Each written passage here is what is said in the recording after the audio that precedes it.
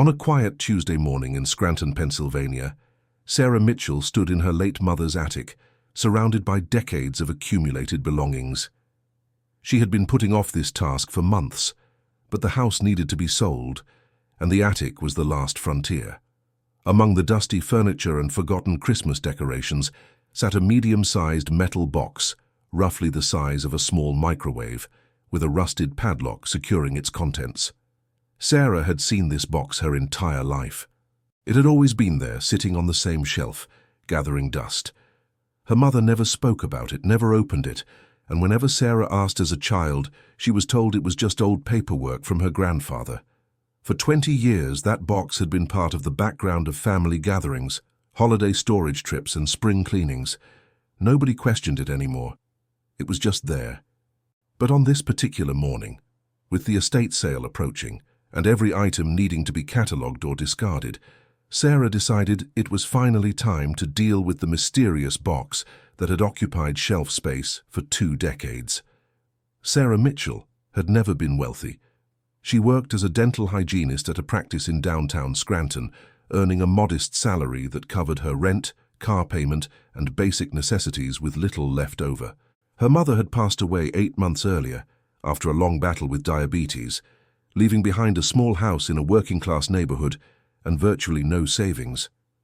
The medical bills from her mother's final years had consumed whatever modest nest egg the family once had. Sarah was 34 years old, single and living paycheck to paycheck. She had student loans from her hygienist certification program, credit card debt that seemed to never decrease despite regular payments, and a 10-year-old Honda Civic that needed new brakes. The house she was cleaning out was worth perhaps $120,000, but after the remaining mortgage and estate fees, Sarah expected to walk away with maybe $40,000 if she was lucky. That money would be life-changing for her, enough to pay off her highest interest debts and perhaps put a down payment on a small condo, but it would not solve all her problems. She had been working 6 days a week for the past 3 years, picking up weekend shifts whenever possible, and she was exhausted. The idea of financial breathing room felt like a distant dream. The attic where Sarah stood that morning was typical of old Pennsylvania homes built in the 1950s. It was not properly finished, with exposed insulation between the rafters and a plywood floor that creaked with every step. The single window at the far end provided minimal light, and Sarah had brought up a standing lamp to see properly. Boxes were stacked haphazardly along the walls, containing everything from her childhood toys to her grandfather's old tools. The air was thick with dust, and every movement sent particles swirling in the lamp's beam. Her grandfather, Robert Chen, had lived with Sarah's mother for the last 15 years of his life, before passing away in 2004. He had been a quiet man, a first-generation Chinese immigrant who worked as a machinist at a local manufacturing plant for 40 years. He spoke limited English, kept to himself, and spent most of his time in his small bedroom watching Chinese-language videos that relatives sent on VHS tapes. Sarah remembered him as kind but distant, always nodding and smiling but rarely engaging in conversation. After his death, his belongings had been boxed up and stored in this attic, and her mother had never sorted through them. The metal box had belonged to him. That much Sarah knew, but what it contained had remained a mystery for all these years. Sarah approached the box with a mixture of curiosity and low expectations. She assumed it contained exactly what her mother had always said. Old documents, perhaps immigration papers, maybe some photographs. She tried the padlock first, jiggling it to see if it might open, but it was firmly secured and showed no signs of budging. She searched the attic for anything that might serve as a key, checking through small containers and old drawers, but found nothing. Finally, she went downstairs to her car and retrieved a toolbox she kept in the trunk. She returned with bolt cutters, a tool she had purchased years ago for a completely unrelated project and had rarely used since. The padlock was old and rusted, and she hoped the bolt cutters would be strong enough to cut through it. She positioned the cutting edges around the curved shackle of the lock and squeezed with both hands. The first attempt produced nothing but a metallic groan. She repositioned and tried again, this time putting her full body weight into the effort. With a sharp crack, the shackle snapped and the padlock fell away. Sarah set down the bolt cutters and paused, her heart beating slightly faster. After 20 years, she was about to see what her grandfather had considered important enough to lock away. She lifted the lid slowly, half expecting the hinges to resist, but they opened smoothly, despite the rust on the exterior. Inside, the box was lined with what appeared to be old newspaper, yellowed and brittle with age. Sitting on top of the newspaper was a small fabric pouch tied with a drawstring. Sarah picked it up, surprised by its weight. It was heavier than it looked, and something inside shifted with a soft clinking sound. She loosened the drawstring and poured the contents into her palm. 5 gold coins spilled out, each about the size of a quarter, but noticeably thicker and heavier. They were tarnished and dirty, but unmistakably gold. Sarah's breath caught in her throat. She had expected papers, maybe some old foreign currency with no value, but not this. She set the coins aside carefully and looked back into the box. Beneath the newspaper lining were more pouches, perhaps a dozen in total, all similar in size to the first. Her hands trembled slightly as she reached for the second pouch. It contained the same thing, more gold coins. The third pouch held the same.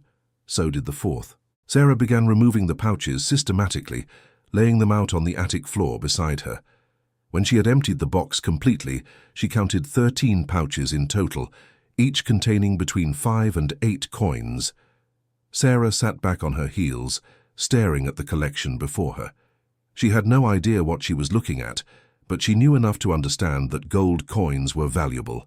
She picked up one of the coins and examined it more closely under the lamp. It had Chinese characters on one side and what appeared to be a dragon on the other.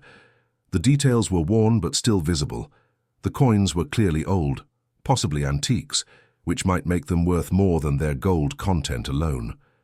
Sarah's mind raced through possibilities. Had her grandfather bought these as investments? Had he brought them from China when he immigrated? Why had he never told anyone about them? Her mother had struggled financially for years, especially after Sarah's father left when Sarah was 12. There had been times when they had barely enough money for groceries, when the electricity had been shut off due to unpaid bills, when her mother had worked 2 jobs just to keep them afloat. If her grandfather had possessed a box of gold coins, why had he never used them to help? Sarah felt a strange mixture of excitement and confusion. She needed answers, but more immediately, she needed to know what these coins were worth. Her first instinct was to take the coins to someone who could identify them. Sarah had no expertise in antiques or precious metals, and she knew that attempting to value them herself through internet searches would be unreliable. She carefully gathered all the pouches, placed them back in the metal box, and carried the box downstairs to her car. She locked it in her trunk, suddenly aware that she was transporting something potentially valuable and feeling paranoid about leaving it unattended. Over the next 2 days, Sarah did research on where to take the coins for appraisal. She learned that Scranton had a few coin dealers and pawn shops, but she wanted someone reputable, someone who would give her an honest assessment rather than trying to buy the coins from her for less than they were worth. She found a numismatic expert in Philadelphia, about 2 hours away, who had excellent reviews and a long-established business. His name was Edward Hartley, and his shop specialized in rare coins, particularly Asian currency. Sarah called and made an appointment, explaining that she had inherited some Chinese coins and wanted them evaluated. Hartley told her to bring them in, and he would examine them free of charge.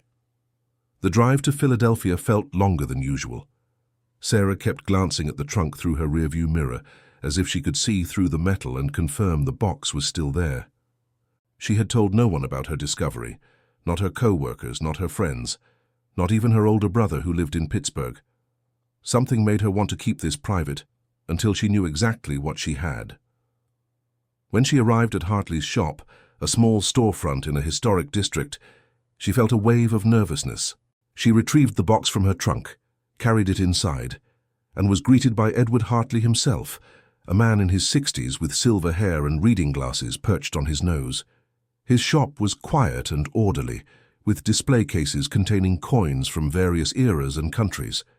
Hartley invited her into a back office, where he had a workbench and examination tools. Sarah placed the box on the bench and explained where she had found it and how long it had been locked away. Hartley nodded thoughtfully and asked if he could examine the contents. Sarah opened the box and showed him the pouches. His eyebrows rose slightly, a subtle reaction that Sarah noticed immediately. Hartley put on a pair of latex gloves and carefully removed one of the coins from a pouch. He examined it under a magnifying lamp, turning it slowly and studying both sides. He said nothing for several minutes, then selected another coin from a different pouch and repeated the process. Sarah sat in silence, watching his face for any indication of what he was thinking. Finally, Hartley set down the second coin and looked at her. He asked if she had any documentation about these coins, any receipts or letters from her grandfather explaining their origin. Sarah shook her head. She had found nothing else in the box except the coins themselves. Hartley leaned back in his chair and removed his glasses, rubbing the bridge of his nose. He told Sarah that what she had brought him were Chinese gold coins known as dragon dollars, or more formally, Qing dynasty gold coins, minted during the late 1800s and early 1900s. These particular coins appeared to be from the Guangxu Emperor's reign, which lasted from 1875 to 1908. The coins were genuine, not reproductions, and in relatively good condition considering their age. Sarah asked the question that had been burning in her mind since entering the shop. What were they worth? Hartley stood and walked to a bookshelf, pulling down a thick reference guide on Asian numismatics. He flipped through pages, occasionally glancing at the coins on his workbench. He explained that the value of such coins depended on several factors: their rarity, condition, historical significance, and current market demand. The Guangxu gold coins were not extremely rare in the absolute sense, as thousands had been minted. But finding them in collections in the United States was unusual, and finding them in such quantity was even more unusual. He asked Sarah to give him some time to count all the coins and examine each one individually. She agreed, and Hartley spent the next hour carefully cataloguing every coin, making notes on condition and markings. When he finished, he had counted 73 coins in total. He returned to his reference materials and made some calculations on a notepad. Finally, he gave Sarah his assessment. The coins, based on their gold content alone, were worth approximately $90,000 at current market prices for gold. However, because of their numismatic value, their historical significance, and their condition, Hartley estimated they could fetch between $150,000 to $220,000 if sold through the right channels. He recommended contacting a major auction house that specialized in Asian antiquities, such as Sotheby's or Heritage auctions, where collectors would bid competitively for such a find. He warned Sarah that if she tried to sell them quickly to a dealer or pawn shop, she would receive a fraction of their true value.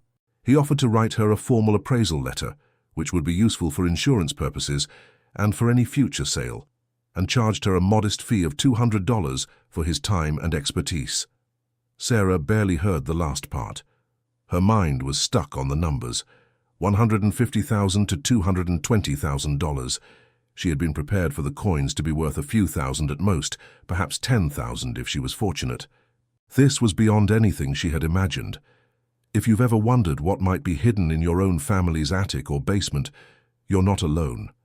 Every year, people across America discover fortunes that have been sitting unnoticed for decades, sometimes in the most ordinary-looking containers. Here at Fortune Beneath, we uncover these real stories of everyday people who stumbled upon life-changing wealth in the most unexpected places. If you're enjoying this story and want to hear more incredible discoveries, make sure to subscribe and hit that notification bell so you never miss another fortune that was hiding in plain sight. Sarah left Hartley's shop in a daze. She sat in her car for several minutes, just staring at the box in her passenger seat. Her grandfather, the quiet machinist who had lived modestly in a small bedroom, had possessed a fortune in gold coins and never told anyone. She tried to imagine why. Perhaps he had intended them as an inheritance, but never got around to explaining their existence before he died. Perhaps he had forgotten about them in his later years as his memory began to fail. Perhaps he simply did not trust banks or the American financial system and preferred to keep his wealth in physical form. Sarah would never know the full story, but what she did know was that this discovery would change her life. She carefully placed the box back in her trunk and drove home, her mind racing through possibilities. Over the next several weeks, Sarah followed Hartley's advice and contacted Heritage Auctions, one of the largest auction houses in the United States, with a strong department for Asian art and antiquities. She sent photographs and Hartley's appraisal letter. A specialist from Heritage called her within 3 days and expressed significant interest in the collection. They arranged for Sarah to ship the coins to their headquarters in Dallas using a secure, insured courier service. The specialist explained that they would include the coins in an upcoming auction focused on Chinese imperial artifacts, and that they expected strong bidding from collectors both in the United States and internationally, particularly from buyers in China, where such coins held cultural significance. Heritage charged a seller's commission of 15%, which Sarah accepted, understanding that the professional presentation and access to serious collectors would more than justify the fee. The auction took place 3 months after Sarah's initial discovery. Heritage had photographed each coin professionally, researched their historical context, and written detailed catalogue descriptions. The lot was listed as collection of 73 Qing dynasty Guangxu gold coins, circa late 19th century, excellent preservation. Sarah did not attend the auction in person, but followed it online from her apartment in Scranton. She watched as the bidding opened at $50,000. Within seconds, it climbed to $75,000, then $90,000. The bids continued in $5,000 increments. Sarah's heart pounded as the number rose past $100,000, then $150,000. At $175,000, the bidding slowed, with only 2 bidders remaining. Finally, the winning bid came in at $207,000.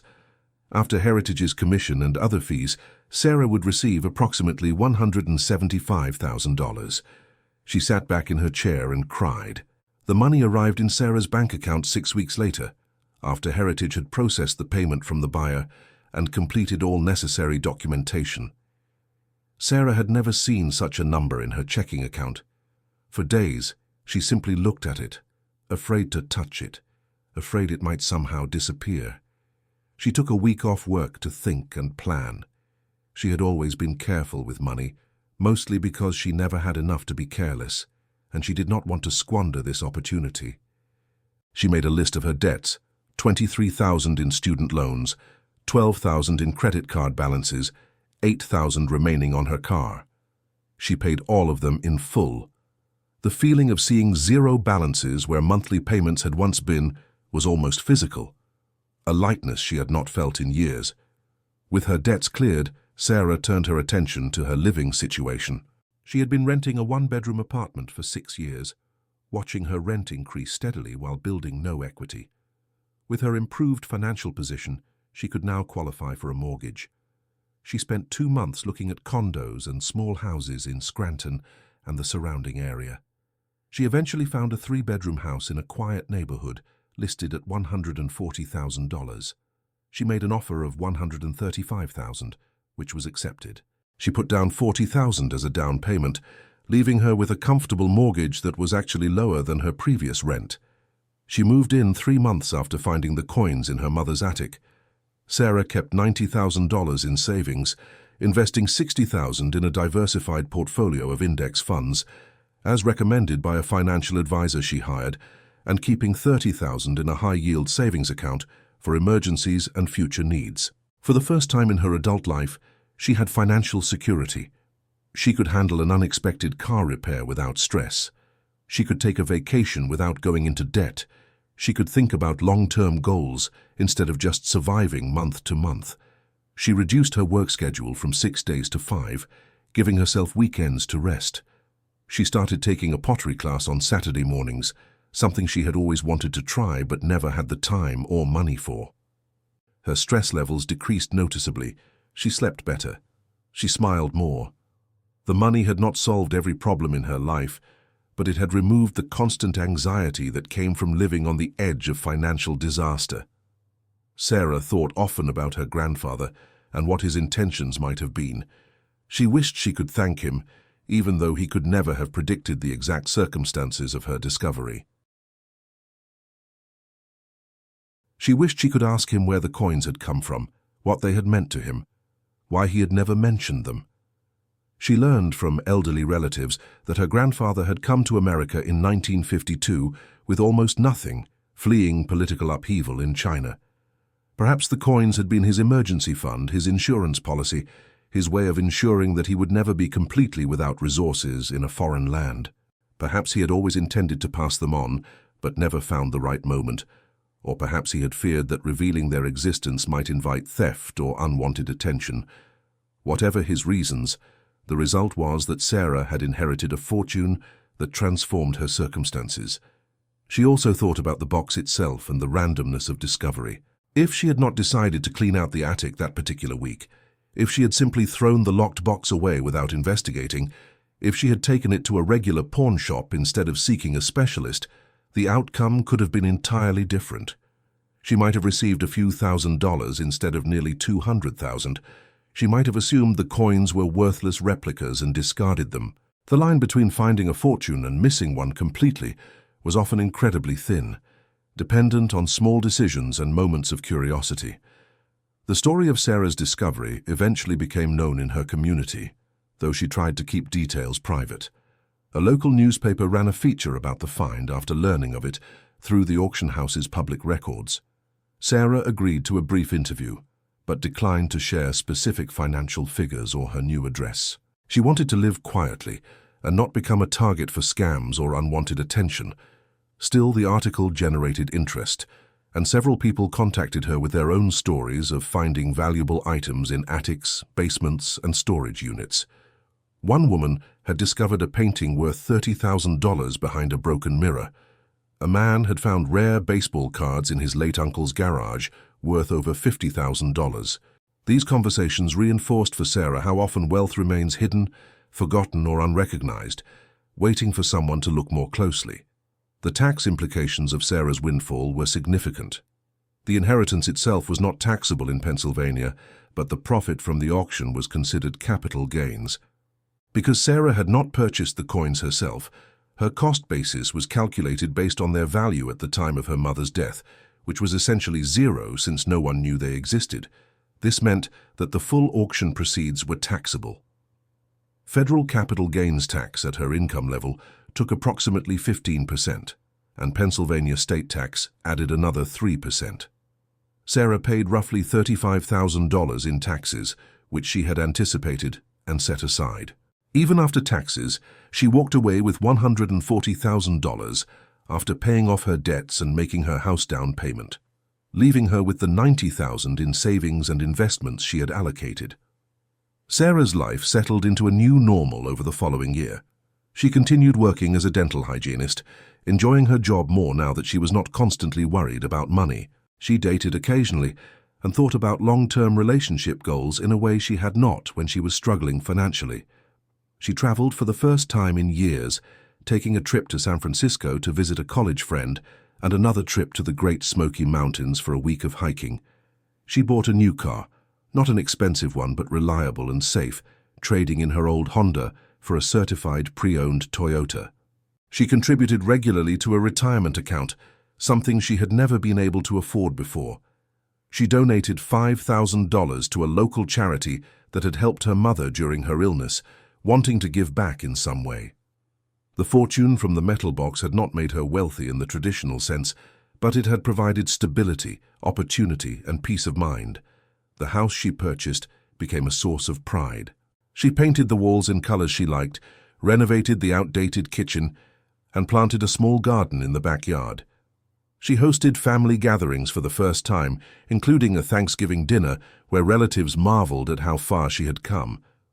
She told them the story of the locked box and the coins, and they listened with a mixture of amazement and envy. Some asked if she had found anything else in the attic, hoping for their own discovery. She had not.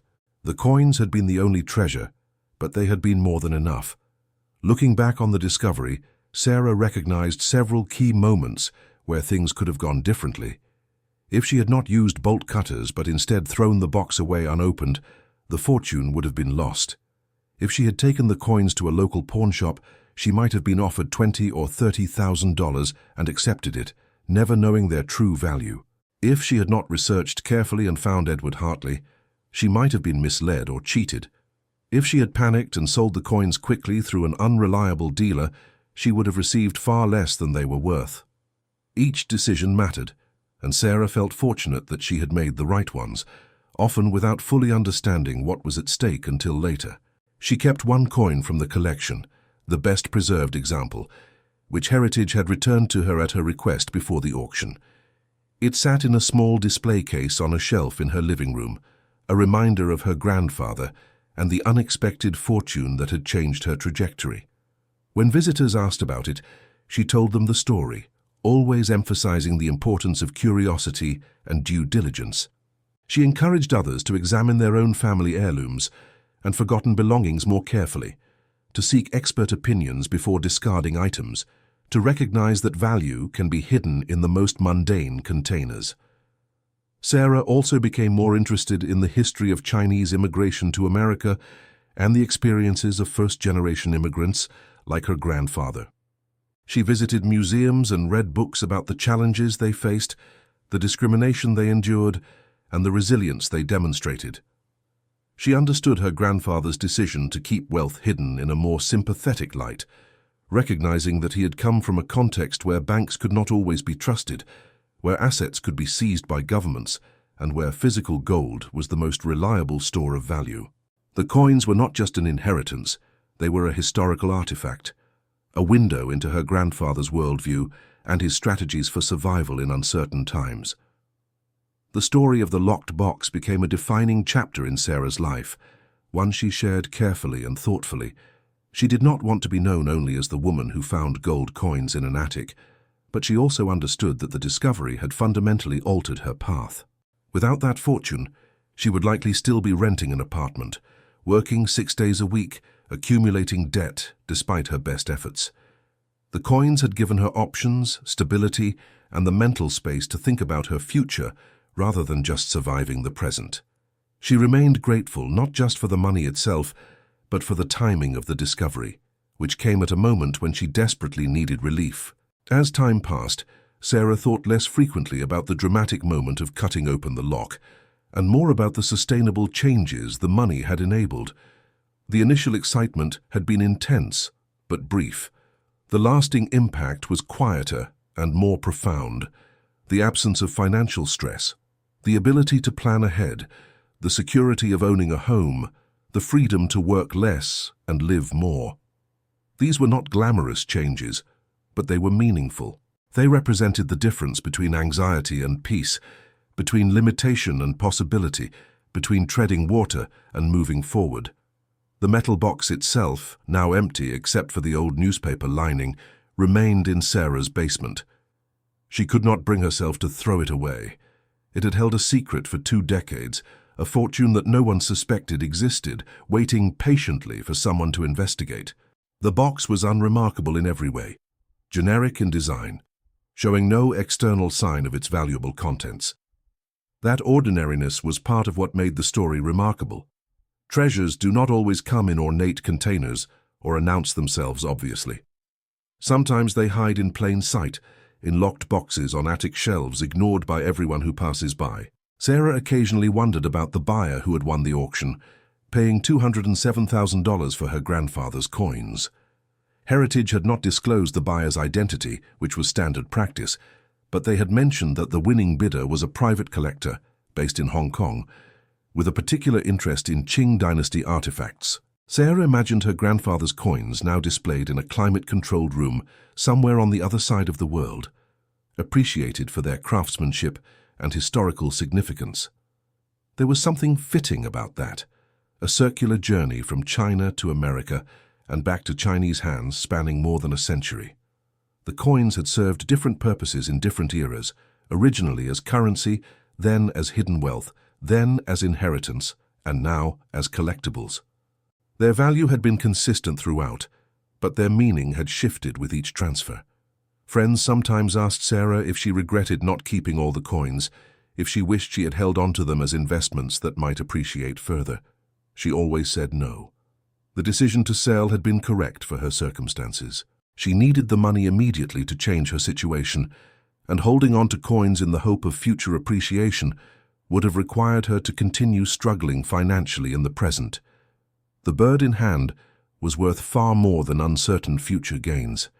Besides, managing and securing such a collection would have been stressful and expensive. She would have needed insurance, a safe deposit box, ongoing appraisals. The auction had converted the coins into usable funds at a fair market value, allowing her to build a stable life. That outcome was more valuable to her than any potential future increase in the coin's worth. The discovery also affected Sarah's relationship with material possessions and the concept of inheritance. She became more thoughtful about what she would leave behind, what would happen to her own belongings after she was gone. She did not want to create another mystery box, another hidden fortune that might be discarded or overlooked.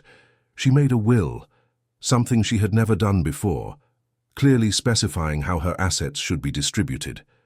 She organized her important documents in labeled files, made a list of her financial accounts, and stored everything in an accessible location with instructions. She wanted to ensure that if something happened to her, whoever settled her estate would not have to guess or search or wonder. The lessons Sarah drew from her experience were practical and clear. First, never assume that locked or sealed containers hold nothing of value. Second, seek expert opinions before selling inherited items, especially those that seem old or unusual. Third, research thoroughly and use reputable dealers or auction houses for significant transactions. Fourth, understand the tax implications of windfalls and set money aside accordingly. Fifth, pay off high-interest debt before making lifestyle purchases. Sixth, invest wisely rather than spending impulsively. These principles had guided her through the process and resulted in a positive outcome. She wished someone had taught them to her years earlier, but she was grateful to have learned them when it mattered most.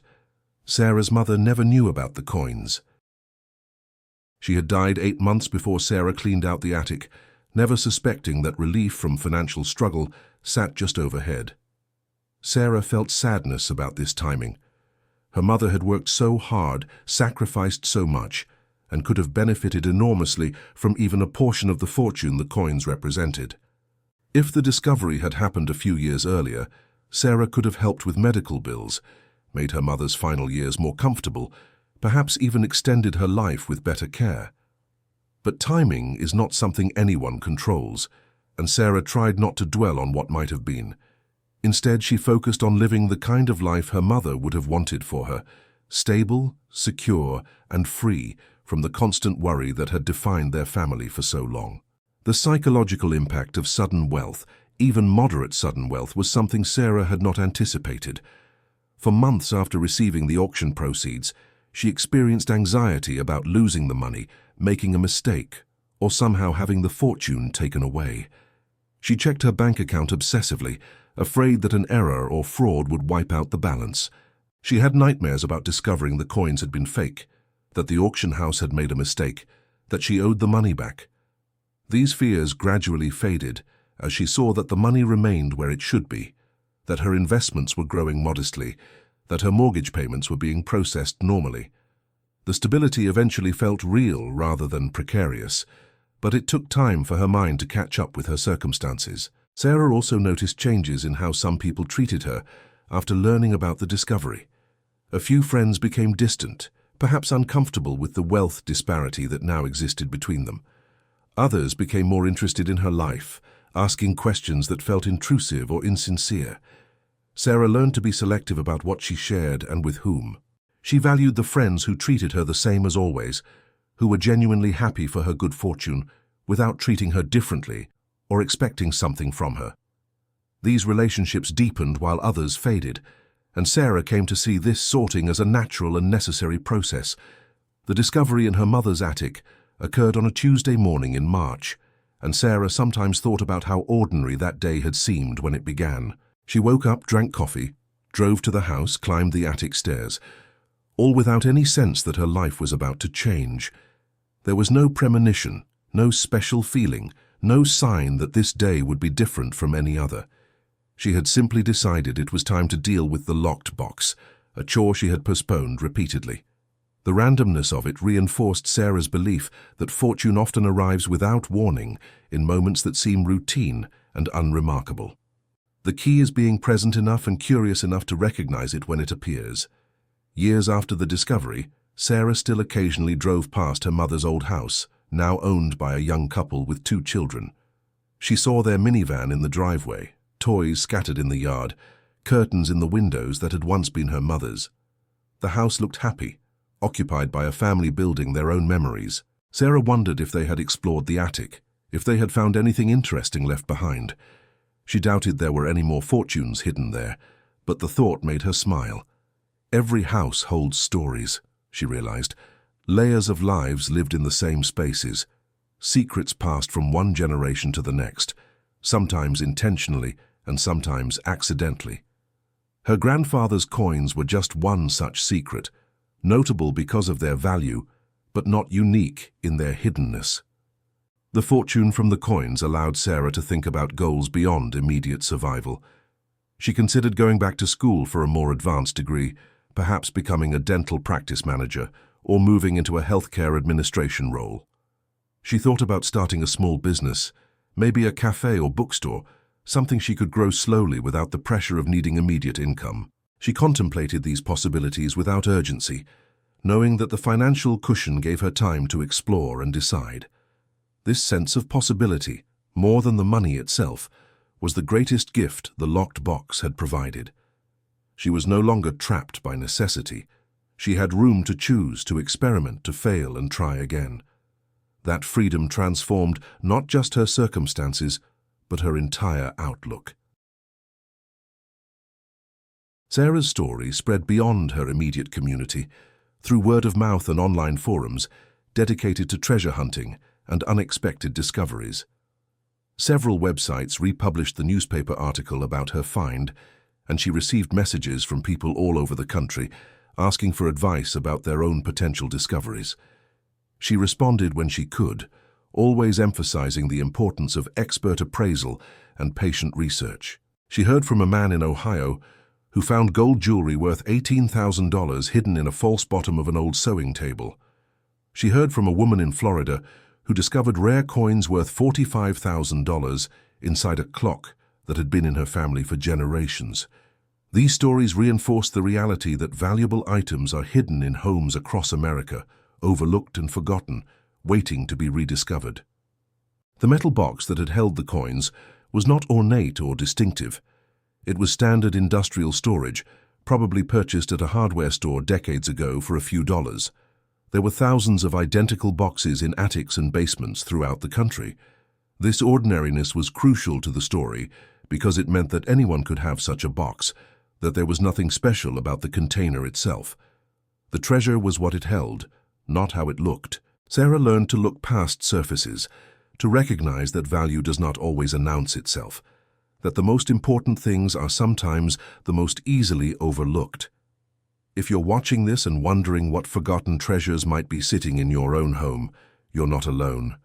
Every year, ordinary people find extraordinary fortunes in attics, basements, storage units, and even backyards. The next discovery could be yours. If you want to hear more real stories about people who found life-changing money and valuables, subscribe to Fortune Beneath and turn on notifications. These stories are out there, waiting to be told, and you won't want to miss the next one. As Sarah reflected on her journey from that Tuesday morning in March to her current stable and comfortable life, she recognized that luck had played a role, but so had diligence, curiosity, and careful decision-making. She had been lucky that her grandfather had saved the coins and that they had remained undiscovered until she found them. She had been lucky that the box survived 20 years in the attic without being thrown away during previous cleanings.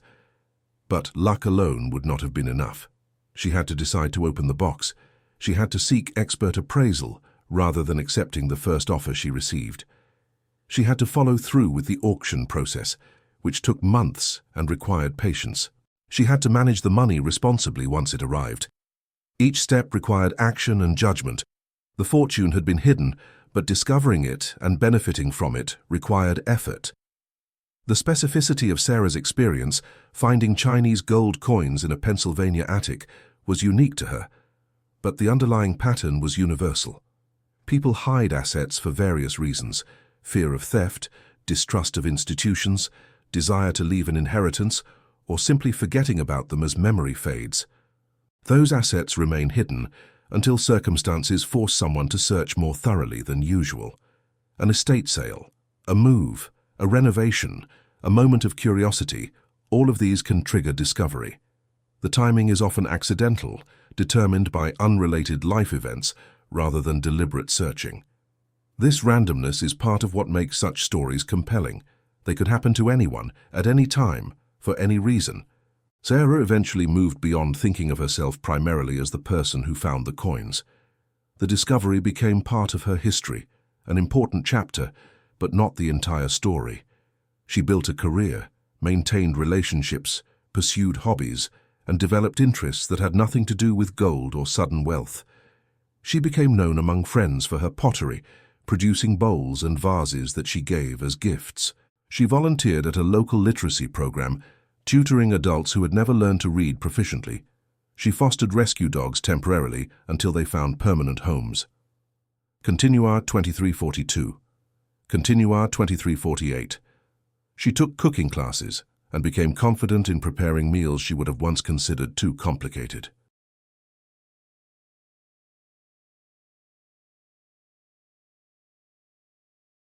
These activities and accomplishments defined her as much as the fortune she had inherited, maybe more so, because they reflected her choices and efforts rather than lucky circumstance. The gold coins themselves, now scattered in collections around the world after being sold at auction, had completed their journey through Sarah's life in less than a year. From discovery to sale took only 7 months, yet the impact of those 7 months would shape the rest of her life. She had gone from struggling paycheck to paycheck, weighed down by debt and limited options, to owning a home, having savings and investments, and enjoying financial breathing room. The transformation was not dramatic in the sense of becoming wealthy or famous, but it was profound in terms of daily experience and future possibility. She no longer woke up anxious about money. She no longer had to choose between paying bills and buying groceries. She no longer felt trapped by circumstances beyond her control. Sarah's brother, Michael, who lived in Pittsburgh with his wife and 3 children, had a different reaction to the discovery than Sarah expected.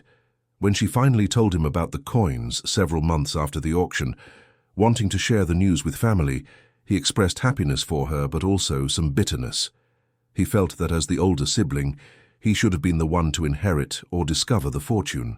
He mentioned that he had more expenses than Sarah, with 3 kids to support, and implied that she should share the money with him. Sarah listened to his arguments but held firm. She had found the coins while cleaning out their mother's house, a task she had undertaken alone because Michael had been too busy with his own life to help. She had done the work of research, appraisal, and auction. The coins had belonged to their grandfather, who had lived with their mother, not with Michael. Most importantly, the law was clear. The coins were part of their mother's estate, and Sarah, as the executor and primary heir, was entitled to them. She offered Michael a gift of $5,000 as a gesture of family goodwill, which he accepted, but their relationship remained strained for a time. Eventually they repaired the rift, but the episode taught Sarah that sudden wealth, even within families, could create complicated emotions and expectations. The house Sarah purchased with her newfound financial stability became more than just a residence. It represented security in a way that renting had never provided. When the furnace needed replacement in her second winter there, she was able to pay for it without panic. When a storm damaged part of her roof, she had the money to hire a contractor immediately. These were not luxuries, but they were privileges that her previous financial situation had not allowed. Knowing she could handle unexpected expenses without going into debt or sacrificing other necessities changed how she experienced daily life. The chronic low-level stress that had once been her constant companion diminished significantly. Sarah also became more thoughtful about the concept of inheritance and what people leave behind.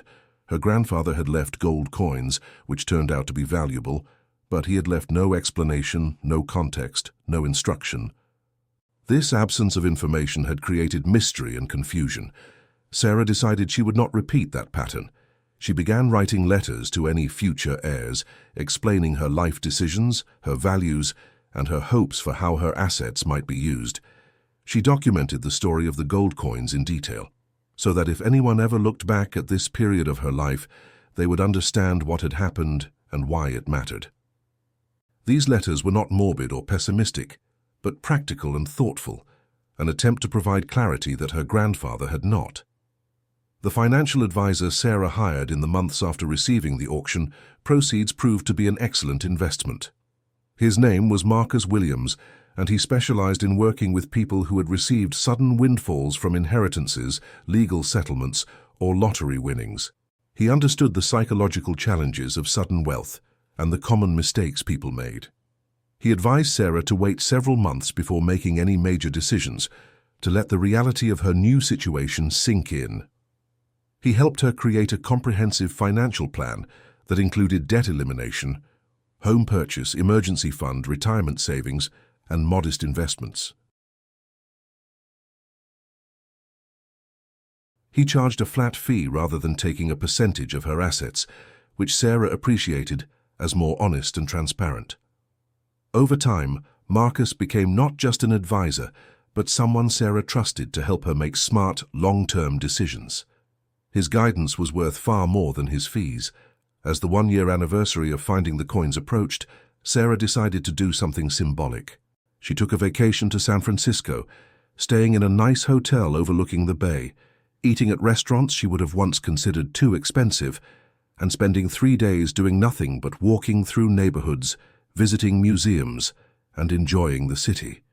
She did not overspend or act extravagantly, but she allowed herself to experience comfort and pleasure without guilt. On the final evening of her trip, she sat at a restaurant with a view of the Golden Gate Bridge and raised a glass of wine to her grandfather, silently thanking him for the unexpected gift that had changed her trajectory. She felt grateful not just for the money, but for the timing which had come exactly when she needed it most. When Sarah returned to Scranton, she felt different. The vacation had been a marker, a way of acknowledging that her life had genuinely changed and that she deserved to enjoy the benefits of that change. She had spent so many years in survival mode, postponing pleasure and denying herself anything beyond necessities, that she had almost forgotten what it felt like to relax. The trip reminded her that financial stability was not just about having money in the bank, but about being able to live without constant anxiety, to make choices based on preference rather than desperation, to experience moments of joy without immediate worry about cost. Sarah's work life also evolved during this period. With her debts cleared and her housing secure, she no longer needed to work 6 days a week or take every available shift. She reduced her hours to a standard Monday through Friday schedule, giving herself weekends to rest and pursue other interests. Her employer, the dental practice where she had worked for nearly a decade, was understanding and accommodated her request. Sarah found that working less actually made her better at her job. She arrived more rested, more patient with difficult patients, more able to focus.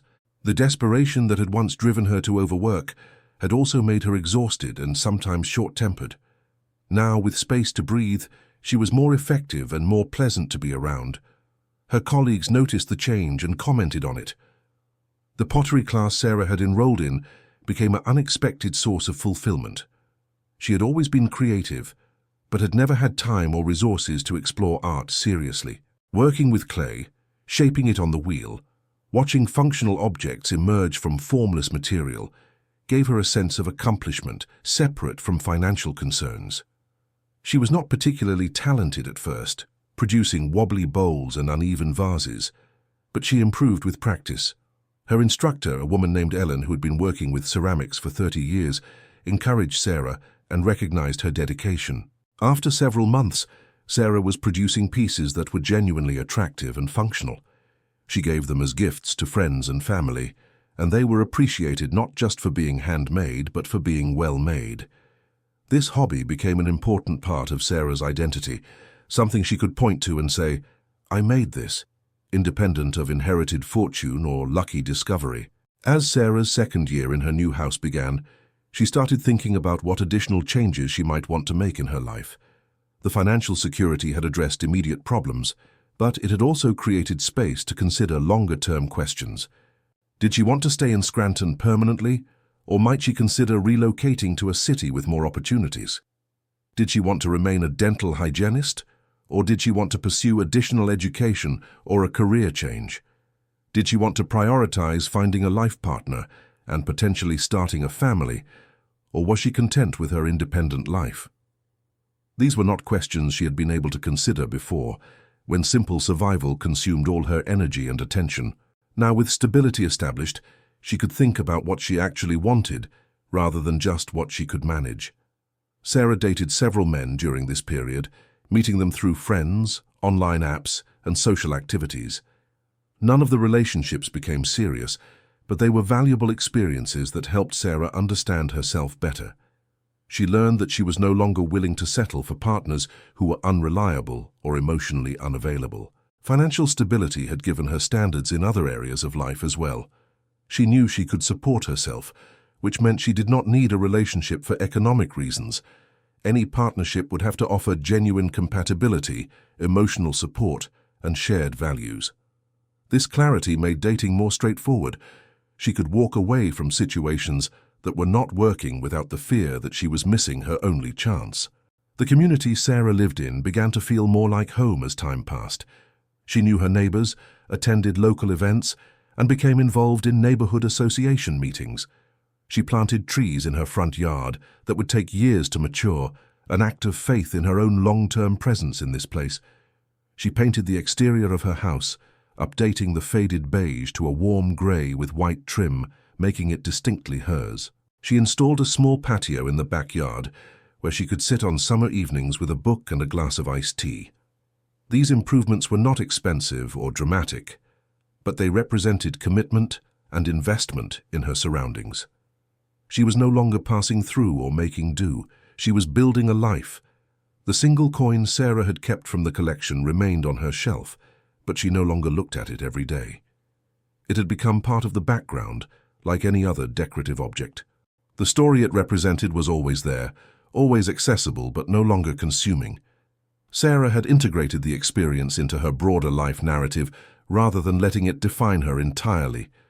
When new acquaintances asked about the coin and she told them its story, she did so matter-of-factly without drama or embellishment. It was a thing that had happened, important but not exceptional in the sense that life contains many important moments and turning points. The coins had been one such moment, but they were not the only one. Sarah's approach to money changed fundamentally after her experience. She became more conscious of financial decisions, more intentional about spending and saving. She tracked her expenses not out of anxiety, but out of desire to understand where her money went.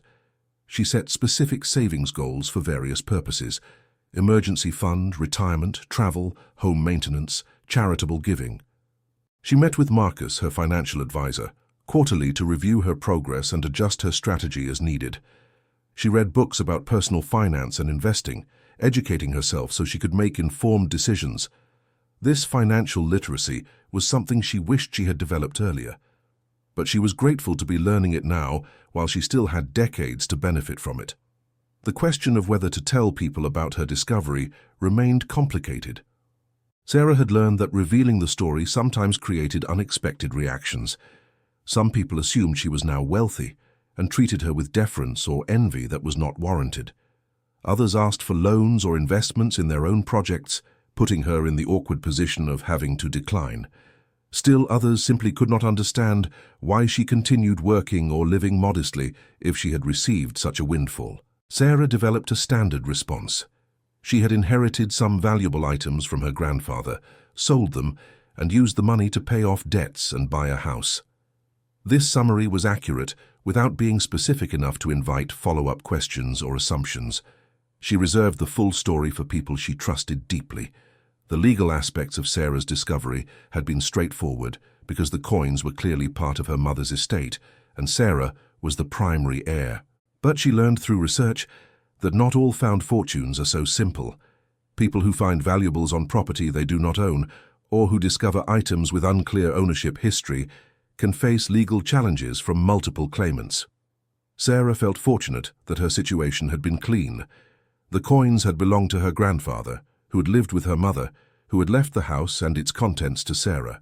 There was no dispute, no competing claim, no legal ambiguity. She understood that many people who find hidden wealth are not so lucky and may spend years in court fighting over ownership or legitimacy. As time passed and Sarah's life stabilized in its new configuration, she sometimes reflected on how different things might have been if she had not found the coins. She would likely still be working 6 days a week, still accumulating debt, still renting, still stressed and tired. She might have eventually improved her situation through years of hard work and careful saving, but it would have taken far longer and required enormous sacrifice. The coins had accelerated her financial progress by perhaps 15 or 20 years, allowing her to reach stability in her mid-30s rather than her 50s. This time advantage was enormously valuable, giving her years to enjoy security rather than struggle. She recognized this as a form of luck, but also as an opportunity she had seized through smart decisions and careful management. Sarah's relationship with her extended family improved after the initial tension with her brother settled. She hosted family gatherings at her house, including birthday parties for nieces and nephews and holiday dinners. Her home became a gathering place, comfortable and welcoming, with enough space for everyone. Her relatives enjoyed visiting, and several commented that Sarah seemed happier and more relaxed than they had ever seen her. She was more patient with children, more generous with her time, more willing to help family members with small financial needs when appropriate. The fortune had not made her indifferent to money, but it had made her less desperate, which in turn made her more open-handed with others. The Scranton community where Sarah lived was working class and modest, not wealthy but stable. Most of her neighbors worked trades or service jobs, owned small homes, and raised families on careful budgets. Sarah fit in well because her lifestyle remained modest despite her improved finances. She did not drive a luxury car or wear expensive clothes or renovate her house with high-end finishes. She lived comfortably but not ostentatiously, and this allowed her to maintain relationships with neighbors without creating class tension or envy. She understood that her fortune, while life-changing for her, was not so large as to separate her from her community. She was still firmly middle class, just more secure than she had been before. Sarah's thoughts occasionally turned to what her mother would think of how the story had unfolded. Her mother had been a practical woman, focused on survival and responsibility rather than dreams or possibilities. She had worked hard her entire life, often at jobs she did not enjoy, to provide for Sarah and her brother. She had never complained, but had also never seemed particularly happy. Sarah wished her mother could have experienced even a small portion of the relief and security that the coins had provided. She wished her mother could have known that her father, Sarah's grandfather, had left something of value, something that would eventually help his family. But timing is cruel and unpredictable, and Sarah had learned to accept what could not be changed while being grateful for what she could control. The auction house that had handled the sale of Sarah's coins, Heritage Auctions, sent her catalogs periodically, highlighting upcoming sales of coins, jewelry, art, and other collectibles. Sarah enjoyed browsing these catalogs, looking at items worth tens or hundreds of thousands of dollars, sometimes millions. She saw other collections of Chinese coins, some even larger than what she had found, selling for enormous sums. She saw rare stamps, vintage watches, historical documents, paintings by famous artists. The world of collectibles and auctions was fascinating, driven by passionate collectors willing to pay extraordinary prices for items that most people would consider curiosities at best. Sarah understood now that value is largely determined by desire, by what someone is willing to pay, and that markets exist for nearly everything if you can find the right buyers. This knowledge made her look at the world differently, recognizing that objects around her might have hidden value she could not assess without expertise. Sarah's approach to risk changed after her experience with the coins. She had always been risk-averse, choosing stability over opportunity, but the discovery had taught her that sometimes investigation and curiosity could lead to extraordinary outcomes. She became slightly more willing to explore possibilities, to try new things, to consider options she might have dismissed before. She was not reckless, but she was less constrained by fear. This shift was subtle, but meaningful, affecting decisions both large and small. She applied for a promotion at work that she would have once thought beyond her reach, and she got it. She traveled alone to a city where she knew no one, something she would have previously considered too risky. She invested in individual stocks alongside her index funds, taking carefully calculated risks with a small portion of her portfolio. These actions reflected a new confidence born from having successfully navigated an unexpected situation and come out ahead. The dental practice where Sarah worked underwent changes during this period. The original owner retired, and the practice was sold to a younger dentist who wanted to modernize and expand. This created uncertainty for the staff, including Sarah. Some employees worried about job security or changes to working conditions. Sarah felt concerned but not panicked. She knew that if necessary, she could survive for months or even a year on her savings while looking for new employment. This security made her able to negotiate from a position of strength when the new owner asked staff to accept slightly reduced benefits. Sarah advocated for herself and her colleagues, and because she was willing to walk away if necessary, the new owner made concessions he might not have otherwise offered. Sarah's financial stability gave her leverage that her co-workers lacked, and she used it not just for herself but for others as well. The 3 years following Sarah's discovery were marked by steady, incremental improvements rather than dramatic changes. She refinished the hardwood floors in her house. She took a trip to New York City to see Broadway shows. She adopted a rescue dog, a mixed breed named Charlie, who became her constant companion. She joined a book club that met monthly at a local coffee shop. She volunteered at a food bank one Saturday a month. She maintained friendships, attended weddings and baby showers, visited family regularly. Her life was not extraordinary by conventional standards, but it was satisfying and stable, which had been extraordinary by her own previous standards. The coins had not transported her to a completely different existence, but had removed the barriers that had prevented her from living fully within the existence she had. Sarah turned 38, 4 years after finding the coins. She marked the occasion with a small dinner party at her house, inviting close friends and family. As she looked around her living room at the people who mattered to her, eating food she had prepared in her own kitchen, in a house she owned, with financial security supporting everything, she felt deeply content. The path from that Tuesday morning in her mother's attic to this moment had not been straightforward. There had been decisions to make, mistakes to avoid, challenges to navigate. But the core reality was simple. She had found something valuable, handled it wisely, and built a better life as a result. The fortune had been hidden for 20 years, unknown and unused, and then it had emerged at exactly the moment when it could do the most good. That timing felt like grace, like the universe aligning briefly in her favor. The metal box that had contained the coins sat in Sarah's basement, still lined with yellowed newspaper from decades ago. She had saved it, though she was not sure why. Perhaps it was a talisman, a physical reminder of transformation. Perhaps it was respect for her grandfather and the secret he had kept.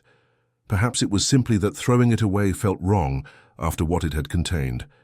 Whatever the reason, the box remained empty but significant, holding the memory of fortune discovered and life changed. Sarah's story was not unique in its details, but universal in its pattern. Across America, hidden wealth waits in attics, basements, storage units, and forgotten corners. People inherit items without knowing their value. They overlook objects that sit in plain sight for years or decades. They clean out estates and nearly discard fortunes. And occasionally someone stops to investigate, to open the locked box, to seek expert opinion, to follow through carefully. Those people discover that value can hide anywhere, that persistence and curiosity are rewarded, that life can change in unexpected moments. Sarah had become one of those people, joining the ranks of accidental discoverers whose lives were transformed by what they found hidden in the ordinary debris of family history. The 5 years after finding the coins marked Sarah's transformation from someone defined by financial struggle to someone characterized by stability and possibility. She was no longer the exhausted hygienist working 6 days a week to barely stay afloat. She was a homeowner, a dog owner, an investor, a person with options and agency. The coins had made this possible, but Sarah had made it real through decisions and actions. The fortune had been the catalyst, but she had been the architect of what followed. That combination of opportunity and execution defined her story and made it meaningful beyond the simple fact of discovering gold. As Sarah moved forward into the rest of her life, She carried with her the lessons learned from that Tuesday morning when bolt cutters opened a lock that had held for 20 years. She understood that value could be hidden, that investigation was worthwhile, that expertise mattered, that careful decisions compounded into major outcomes. She knew that timing could not be controlled, but that preparation allowed you to seize opportunity when it appeared. She recognized that wealth was not just about money, but about security, options, and peace of mind. These insights shaped how she approached challenges and made choices, creating a framework for continued growth and stability. The gold coins that had sat in her grandfather's locked box for 2 decades had completed their journey through Sarah's life, transforming from hidden artifacts to recognized treasures to financial resources to foundations for a better existence. They had served their ultimate purpose, providing security and opportunity exactly when needed. The fortune beneath the surface had been discovered, brought into the light, and used wisely. Sarah's story stood as testimony to the reality that value can remain hidden for years, that ordinary objects can contain extraordinary wealth, and that sometimes the most important discoveries happen when you simply decide to open what has been closed and investigate what has been ignored.